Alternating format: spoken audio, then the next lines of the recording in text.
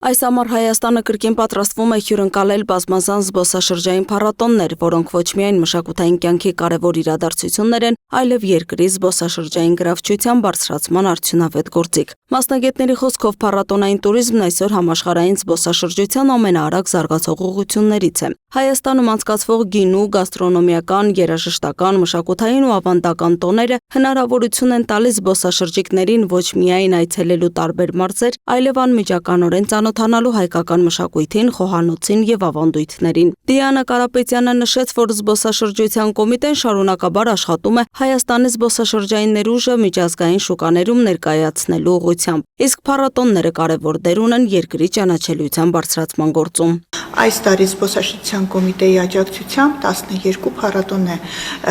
աջակցություն ստանալու տարվա ընթացքում եւ ունենալու ենք 12 հետաքրքիր բազմազան փառատոններ։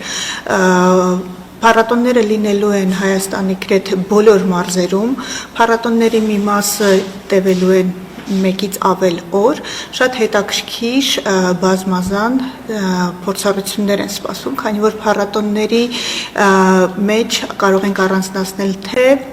արկածային փառատոնները, թե գաստրոզբոսաշրջության վերաբերյալ փառատոնները։ Նրա խոսքով նման միջոցառումները նպաստում են ոչ միայն զբոսաշրջիկների թվի աճին, այլև մարզերի տնտեսական ակտիվացմանը, աջակցելով տեղական արտադրողներին, հյուրատներին, ռեստորաններին եւ ծառայություններ մատուցող այլ կազմակերպություններին։ Առաջին անգամ Հորս համայնքում, Վայոց ձորի Եղեգիս համայնքում, Հորս բնակավայրում տեղի է ունենալու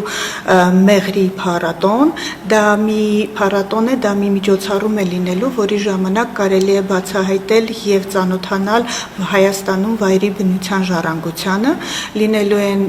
հետաքրքիր անակնկալներով լի միջոցառումներ,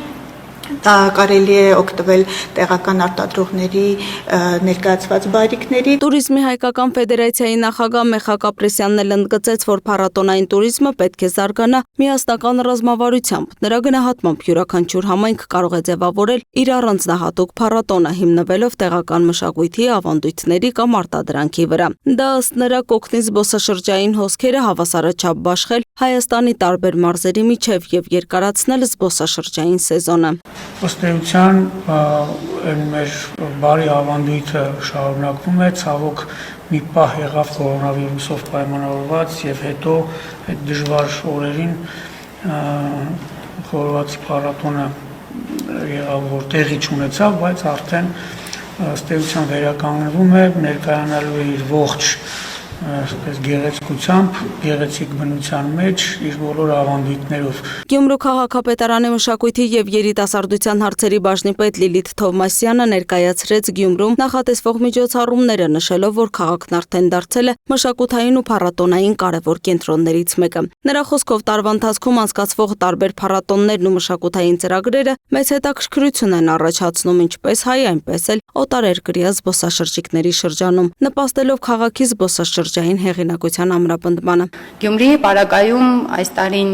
խիտ է եւ առատ համերգային փառատոնային մշակութային իրադարձություններով եւ դրանցից առաջինը Տալան Ֆեստ ռոք փառատոնն է, որն առաջին անգամ Գյումրիում իրականացվել է հեռավոր 2019 թվականին, հետո ունեցել ենք մեծ դադար մի շարք հանգամանքներով, հատկապես ֆինանսական հանգամանքներով պայմանավորված, եւ այս տարի ի ուրախություն մեզ շնորհիվ զբոսաշրջության կոմիտեի ֆինանսավորման ունենք հնարավորություն նորից իրականացնել այս փառատոնը, որը ոչ միայն երաժշտական իրադարձություն է, մենք սրանով ուզում ենք նաև հանրահրճակել քաղաքի մշակութային հանրային միջավայրերը։ Բանախոսները համոզված են, որ պետական կառույցների, տեղական ինքնակառավարման մարմինների եւ մասնավոր հատվածի գործակցությամբ փառատոնային տուրիզմը կարող է դառնալ Հայաստանի զբոսաշրջային զարգացման կարևոր շարժիչ ուժերից մեկը, ստեղծելով նոր հնարավորություններ համայնքների զարգացման, մշակութային ժառանգության պահպանման եւ երկրի միջազգային ճանաչելիության բարձրացման համար։ Լուսինե Գրիգորյան, Free News, Ասատ լուրեր։